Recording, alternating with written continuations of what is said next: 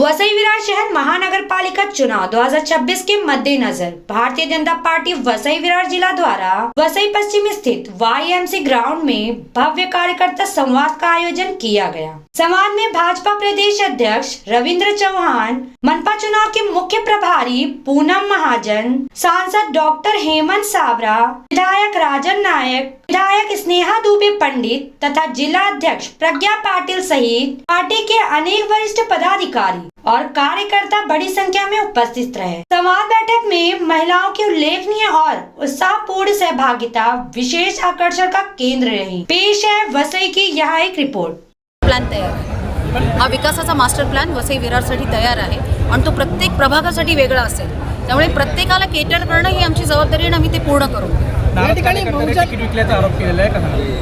नाराज कार्यकर्ते जेव्हा ते नाराज असतात, मी पण कार्यकर्ता आहे, कधी कधी आपण सगळे थोडं बहुत नाराज होतो।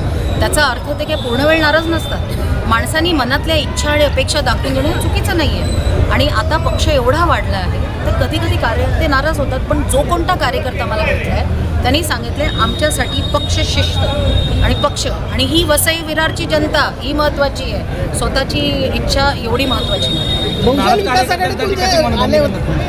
मनधरणीने मनाचीच कनेक्ट आहे ना, मनधरणीची गरज काय, अर्ध्याहून जास्त माझ्या ओळखीचे आहेत, त्यामुळे सगळं ठीक होईल। आणि कसं असतं की एकत्रपणे निवडणूक लढण्याची थोडी ताकद आहे आणि जनता जेव्हा प्रेम देते तर नाराज कार्यकर्ते पण परत येतात। बहुजन विकास आघाडीतून जे नगरसेवक आले त्यांना तिकीट दिलं गेलं आणि निष्ठावंतांना डावललं गेलं असा आरोप होतोय, काय? नाही, कोणत्याही निष्ठावंतांना डावललं गेलं नाही। एखाद दुसरा कार्यकर्ता दुःखी असेल तर मी हात जोडून त्यांची माफीही मागितली। कधी कधी अरिथमॅटिक्स असतं, ज्याला आपण गणित म्हणतो, त्या गणितानुसार काही नेतृत्व असं असतं जिथे आपल्याला कमी जास्त होतं। मी हे नाही म्हणत ते गरजेचं आहे, पण त्या कार्यकर्त्याला दुखवायचं ते काम नसतं। आपल्याला आज या प्रभागासाठी इतक्या वर्षानंतर चांगले आमदार मिळाले, चांगले नेतृत्व मिळाले, महाराष्ट्रात आपली सरकार आहे, तर इथला विकास करण्यासाठी जे काही चांगल्या पद्धतीने होऊ शकेल त्याचं गणित केलं।